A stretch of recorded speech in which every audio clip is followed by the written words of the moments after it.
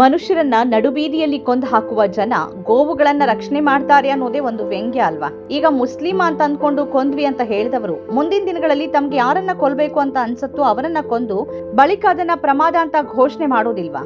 ಹರಿಯಾಣದಲ್ಲಿ ನಕಲಿ ಗೋರಕ್ಷಕರು ವಿದ್ಯಾರ್ಥಿಯೊಬ್ಬನ ಹತ್ಯೆಗೈದಿರೋದ್ರ ಬಗ್ಗೆ ಈ ದೇಶದ ಪ್ರಧಾನಿಯಾಗ್ಲಿ ಗೃಹ ಸಚಿವರಾಗ್ಲಿ ಇನ್ನೂ ಪ್ರತಿಕ್ರಿಯಿಸಿಲ್ಲ. ಕನಿಷ್ಠ ಮೃತ ವಿದ್ಯಾರ್ಥಿಯ ಹೆಸರಿನ ಮುಂದಿರುವ ಸರ್ನೇಮ್ ಕಾರಣಕ್ಕಾಗಿಯಾದ್ರೂ ಈ ದೇಶದ ಸ್ವಯಂ ಘೋಷಿತ ಹಿಂದೂ ರಕ್ಷಕ ಸಂಘಟನೆಗಳು ಪ್ರತಿಭಟನೆ ಮಾಡುತ್ತೆ, ಬೀದಿಗಿಳಿದು ಹಿಂದೂಗಳನ್ನ ರಕ್ಷಿಸಿ ಅಂತ ಸರ್ಕಾರವನ್ನ ಒತ್ತಾಯಿಸುತ್ತೆ ಅಂತಂದ್ರೆ ಅದೂ ಇಲ್ಲ. ಕೆಲವು ರಾಜಕೀಯ ಪಕ್ಷಗಳ ಮುಖಂಡರು ಇದರ ವಿರುದ್ಧ ಹೇಳಿಕೆಗಳನ್ನ ನೀಡಿದ್ದಾರಾದ್ರೂ ಹರಿಯಾಣ ಸರ್ಕಾರ ತುಟಿ ಹೊಲಿದುಕೊಂಡು ಕೂತಿದೆ.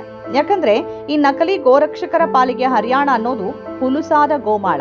ಗೂಂಡಾಗಳು, ರೌಡಿಗಳು ತಮ್ಮನ್ನ ತಾವು ಗೋರಕ್ಷಕರು ಅಂತ ಘೋಷಿಸಿಕೊಂಡ್ರೆ ಅವರಿಗೆ ಯಾರನ್ನೇ ಆಗಲಿ ದೋಚುವ, ತಡೆದು ಹಲ್ಲೆ ನಡೆಸುವ, ಅಂತಿಮವಾಗಿ ಕೊಂದು ಹಾಕುವ ಪರವಾನಗಿ ದೊರಕ್ಬಿಡತ್ತೆ. ಇವರನ್ನ ಸಾಕೋದಕ್ಕಾಗಿನೇ ಬಿಜೆಪಿಯೊಳಗೆ ಅಕ್ರಮ ಗೋಶಾಲೆಗಳಿವೆ. ಅಕ್ರಮ ಮಾರಕಾಸ್ತ್ರಗಳು ಇವರ ಕೈ ಸೇರಿದ್ರೆ ಸಕ್ರಮವಾಗ್ಬಿಡತ್ತೆ. ಒಂದ್ ರೀತಿಯಲ್ಲಿ ಹರಿಯಾಣದಲ್ಲಿ ಹೆಚ್ಚುತ್ತಾ ಇರುವ ಅಪರಾಧಗಳ ಹಿಂದೆ ಕೇಸರಿ ವೇಷದಲ್ಲಿರುವ ಈ ಗೂಂಡಾಗಳಿದ್ದಾರೆ. ಇವರಿಲ್ಲದೆ ಹರಿಯಾಣದಲ್ಲಿ ರಾಜಕೀಯವೇ ಇಲ್ಲ ಎನ್ನುವ ಸ್ಥಿತಿ ಇದೆ. ಬರೇ ಬಿಜೆಪಿ ಅಂತಲ್ಲ, ಉಳಿದ ಪಕ್ಷಗಳು ಇವರ ವಿರುದ್ಧ ಧ್ವನಿ ಎತ್ತೋಕೆ ಅಂಜುವ ಸ್ಥಿತಿ ಹರಿಯಾಣದಲ್ಲಿದೆ. ವಿಪರ್ಯಾಸ ಅಂತಂದ್ರೆ ನಕಲಿ ಗೋರಕ್ಷಕನು ತಾನು ಮಾಡಿದ ತಪ್ಪಿಗೆ ವಿಷಾದ ಸೂಚಿಸಿದ್ದಾನಂತೆ. ಕೊಲೆಯಾದ ವಿದ್ಯಾರ್ಥಿ ಆರ್ಯನ್ ಮಿಶ್ರಾ ಅವರ ತಂದೆ ತನ್ನ ಮಗನನ್ನ ಯಾಕೆ ಕೊಂದೆ ಅಂತ ಕೇಳೋಕೆ ಅಪರಾಧಿಯನ್ನ ಬಂಧಿಸಿದ್ದ ಜೈಲಿಗೆ ಹೋಗಿದ್ರಂತೆ.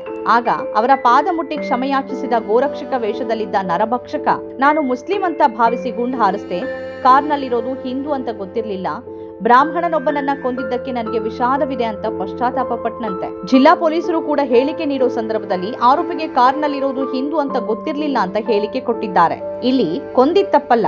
ಒಂದ್ ವೇಳೆ ಕಾರ್ನಲ್ಲಿ ಮುಸ್ಲಿಂ ಯುವಕನೋ ಮುಸ್ಲಿಂ ಸಮುದಾಯಕ್ಕೆ ಸೇರಿದ ಕುಟುಂಬವೋ ಇರ್ತಾ ಇದ್ರೆ ಕೊಲೆ ಮಾನ್ಯವಾಗ್ಬಿಡ್ತಾ ಇತ್ತು. ಅಂದ್ರೆ ಕೊಲ್ಲುವವನ ಉದ್ದೇಶ ಗೋರಕ್ಷಣೆ ಖಂಡಿತ ಅಲ್ಲ, ಅವನ ಗುರಿ ಒಂದು ನಿರ್ದಿಷ್ಟ ಸಮುದಾಯಕ್ಕೆ ಸೇರಿದ ಜನ ಅನ್ನೋದು ಇದರಿಂದ ಸ್ಪಷ್ಟ ಆಗತ್ತೆ. ಈ ಹಿಂದೆ ಹರಿಯಾಣದಲ್ಲಿ ಗೋಸಾಗಣೆಯ ಹೆಸರಿನಲ್ಲಿ, ಗೋಮಾಂಸ ಸೇವನೆಯ ಹೆಸರಿನಲ್ಲಿ ಹಲವು ಅಮಾಯಕ ಮುಸ್ಲಿಮರ ಮೇಲೆ ಹಲ್ಲೆಗಳಾಗಿವೆ, ಹತ್ಯೆಗಳೂ ಆಗಿವೆ. ಅವರು ಅಕ್ರಮವಾಗಿ ಗೋಸಾಗಾಟ ಮಾಡಿರ್ಲಿ ಮಾಡದೇ ಇರ್ಲಿ, ಗೋಮಾಂಸ ಸೇವನೆ ಮಾಡಿರ್ಲಿ ಮಾಡದೇ ಇರ್ಲಿ, ಹಲ್ಲೆಗೊಳಗಾದವರು, ಹತ್ಯೆಗೀಡಾದವರ ಹೆಸರು ಮುಸ್ಲಿಮರದ್ದೇ ಆಗಿದ್ರೆ ಅಪರಾಧ ಸಾಬೀತಾಗಬೇಕಾಗಿಲ್ಲ ಮತ್ತು ಶಿಕ್ಷೆ ನೀಡೋಕೆ ನ್ಯಾಯಾಲಯದ ಅಗತ್ಯವೂ ಇಲ್ಲ. ಆರ್ಯನ್ ಮಿಶ್ರಾ ಹತ್ಯೆಯಲ್ಲಿ ಆರೋಪಿಯ ವಿಷಾದ ಇದನ್ನ ಸ್ಪಷ್ಟಪಡಿಸಿದೆ. ಈ ದೇಶದಲ್ಲಿ ಸಕ್ರಮವಾಗಿ ನೀವು ಜಾನುವಾರುಗಳನ್ನ ಸಾಗಿಸಬೇಕಾದ್ರೂ ಸರ್ಕಾರ ಸಾಕಿದ ಈ ರೌಡಿಗಳು, ಗೂಂಡಾಗಳ ಮಾನ್ಯತೆ ಸಿಗಲೇಬೇಕಾಗತ್ತೆ. ಇಲ್ಲದೆ ಇದ್ರೆ ಅವರು ರೈತರ ಮೇಲೆ ಗುಂಡು ಹಾರಿಸಬಹುದು, ವಾಹನಗಳನ್ನ ದಹಿಸಬಹುದು. ಗೋವುಗಳನ್ನ ಸಾಗಿಸ್ತಿದ್ದಾರೆ ಅನ್ನೋ ಅನುಮಾನ ಬಂದ್ರೂ ಅವರು ದಾಳಿಗಳನ್ನ ಮಾಡಬಹುದು. ಆದರೆ ಇದೀಗ ವಾಹನದಲ್ಲಿ ಮುಸ್ಲಿಮರು ಸಾಕ್ತಿದ್ದಾರೆ ಅನ್ನೋ ಅನುಮಾನ ಬಂದ್ರೂ ಈ ನಕಲಿ ಗೋರಕ್ಷಕರು ಗುಂಡು ಹಾರಿಸಬಹುದು ಅನ್ನುವ ಸ್ಥಿತಿ ನಿರ್ಮಾಣವಾಗಿದೆ. ಒಂದು ವೇಳೆ ಆ ವಾಹನದಲ್ಲಿ ಮುಸ್ಲಿಂ ಸಮುದಾಯಕ್ಕೆ ಸೇರಿದವರ ಬದಲಿಗೆ ಬ್ರಾಹ್ಮಣರೋ ಹಿಂದುಳಿದ ವರ್ಗದವರೋ ಇದ್ರೆ ಅದೊಂದು ಪ್ರಮಾದವಷ್ಟೇ. ವೇಗವಾಗಿ ವಾಹನ ಸಾಗುವಾಗ ನಾಯಿ ಮರಿ ಅಡ್ಡ ಬಂದಾಗ ಅದು ಸಾಗುವುದು ಸಹಜ ಅಂತ ಹಿಂದೆ ಪ್ರಧಾನಿ ಮೋದಿ ಅವರು ನೀಡಿದ ಉದಾಹರಣೆಯೊಂದನ್ನ ನಾವು ಈ ಸಂದರ್ಭದಲ್ಲಿ ಸ್ಮರಿಸಿಕೊಳ್ಬೇಕು. ಆದ್ರೆ ಈ ಸಮರ್ಥನೆಯನ್ನ ಆರ್ಯನ್ ಮಿಶ್ರಾ ಅವರ ತಾಯಿ ಉಮಾ ಮಿಶ್ರಾ ಅವರು ಒಪ್ಕೊಂಡಿಲ್ಲ ಅನ್ನೋದು ಸಮಾಧಾನದ ವಿಷಯ. ನನ್ನ ಮಗ ಮುಸ್ಲಿಂ ಅಂತ ಅಂದ್ಕೊಂಡು ಕೊಂದ್ರಂತೆ, ಮುಸ್ಲಿಮರಿಗಾದ್ರೆ ಗುಂಡು ಹೊಡೆಯೋದು ಯಾಕೆ, ಅವ್ರು ಮನುಷ್ಯರಲ್ವಾ ಅಂತ ಪ್ರಶ್ನೆ ಮಾಡಿದ್ದಾರೆ. ಹಾಗೆ ಕೊಲೆಯಾದ ಆರ್ಯನ್ ಮಿಶ್ರಾ ಅವರ ತಂದೆ ಸಿಯಾನಂದ್ ಮಿಶ್ರಾ ಅವರು ಈ ಗೋರಕ್ಷಕರಿಗೆ ಬೇಕಾಬಿಟ್ಟಿ ಸ್ವಾತಂತ್ರ್ಯ ನೀಡಿದ್ರಿಂದಲೇ ಅವರು ಜನರ ಮೇಲೆ ಗುಂಡು ಹಾರಿಸೋಕೆ ಅಕ್ರಮ ಬಂದೂಕುಗಳನ್ನ ಬಳಸ್ತಿದ್ದಾರೆ. ಗೋರಕ್ಷಣೆ ಹೆಸರಿನಲ್ಲಿ ನಡೀತಿರುವ ಈ ಅಕ್ರಮ ನಿಲ್ಲಬೇಕು, ನಾನಿದನ್ನ ಒಪ್ಪಲಾರೆ ಅಂತ ಆಕ್ರೋಶ ವ್ಯಕ್ತಪಡಿಸಿದ್ದಾರೆ. ಗೋರಕ್ಷಕ ವೇಷದ ನರಭಕ್ಷಕರಿಂದ ಕೊಲೆಯಾದ ಅಮಾಯಕರ ತಾಯಂದಿರ ನೋವಿಗೆ ಧರ್ಮದ ಹಂಗಿಲ್ಲ.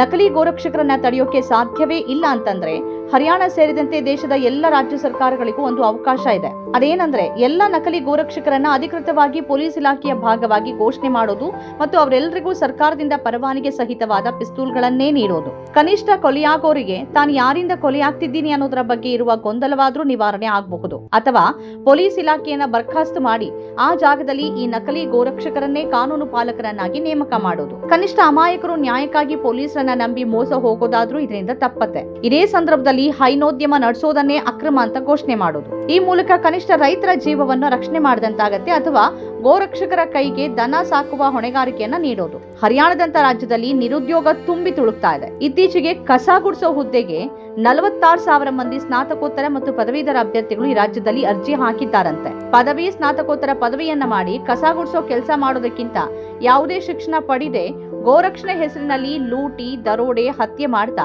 ಹಿಂದೂ ರಕ್ಷಕರಾಗಿ ಗುರುತಿಸಿಕೊಳ್ಳೋದು ಅತ್ಯುತ್ತಮ ಅಂತ ಯುವಕರಿಗೆ ಅನ್ಸಿದ್ರೆ ಅದರಲ್ಲಿ ಅಚ್ಚರಿಯೇನೂ ಇಲ್ಲ. ಒಂದಂತೂ ನಿಜ, ಮುಸ್ಲಿಮರು ಅಂತ ಅನುಮಾನಿಸಿ ನಕಲಿ ಗೋರಕ್ಷಕರು ಈ ಬಾರಿ ಬ್ರಾಹ್ಮಣ ಯುವಕನನ್ನ ಕೊಂದಿದ್ದಾರೆ. ಮುಂದಿನ ದಿನಗಳಲ್ಲಿ ತಮಗೆ ಯಾರನ್ನ ಕೊಲ್ಲಬೇಕು ಅಂತ ಅನ್ಸುತ್ತೋ ಅವರನ್ನು ಕೊಂದು ಬಳಿಕ ಅದನ್ನ ಪ್ರಮಾದ ಅಂತ ಘೋಷಣೆ ಮಾಡ್ತಾರೆ. ದುಷ್ಕರ್ಮಿಗಳಿಂದ ಕೊಲೆಯಾಗಿರುವ ಅಮಾಯಕರು ಯಾವುದೇ ಧರ್ಮಕ್ಕೆ ಸೇರಿರಲಿ, ಅದರ ವಿರುದ್ಧ ಎಲ್ಲ ಜಾತಿ ಧರ್ಮದ ಜನ ಒಂದಾಗಿ ಧ್ವನಿ ಎತ್ತಿದಾಗ ಮಾತ್ರ ನಾವು ಅಪರಾಧ ಮುಕ್ತ ಸಮಾಜವನ್ನ ಕಟ್ಟೋಕೆ ಸಾಧ್ಯ. ಇಂದು ಭಾರತಕ್ಕೆ ಬೇಕಾಗಿರೋದು ಗೋರಕ್ಷಕರಲ್ಲ, ಮನುಷ್ಯತ್ವದ ರಕ್ಷಕರು. ಮನುಷ್ಯರ ರಕ್ಷಣೆಯೇ ಸಾಧ್ಯವಿಲ್ಲ ಎನ್ನುವ ಸಮಾಜದಲ್ಲಿ ದನ, ಕರು, ಹುಲಿ, ಸಿಂಹ, ಚಿರತೆಗಳನ್ನ ರಕ್ಷಿಸೋದು ಸಾಧ್ಯವಾಗುವ ಮಾತ. ಮನುಷ್ಯರನ್ನ ನಡುಬೀದಿಯಲ್ಲಿ ಕೊಂದು ಹಾಕುವ ಜನ ಗೋವುಗಳನ್ನ ರಕ್ಷಣೆ ಮಾಡ್ತಾರೆ ಅನ್ನೋದೇ ಒಂದು ವ್ಯಂಗ್ಯ ಅಲ್ವಾ?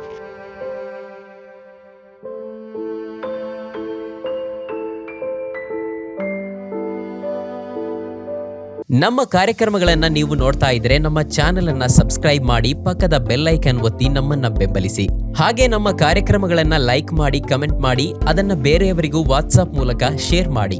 ನೀವು ಹೀಗೆ ಮಾಡಿದಾಗ ನಮ್ಮ ಚಾನೆಲ್ ಇನ್ನಷ್ಟು ಮತ್ತಷ್ಟು ಜನರಿಗೆ ತಲುಪಲು ನೀವು ನಮ್ಮೊಂದಿಗೆ ಸಹಕರಿಸಿದ ಹಾಗಾಗುತ್ತೆ. ಇದು ನೀವು ಯಾವುದೇ ಖರ್ಚಿಲ್ಲದೆ ಕೆಲವೇ ಸೆಕೆಂಡುಗಳಲ್ಲಿ ನೀಡಬಹುದಾದ ಸಹಕಾರ. ಧನ್ಯವಾದಗಳು.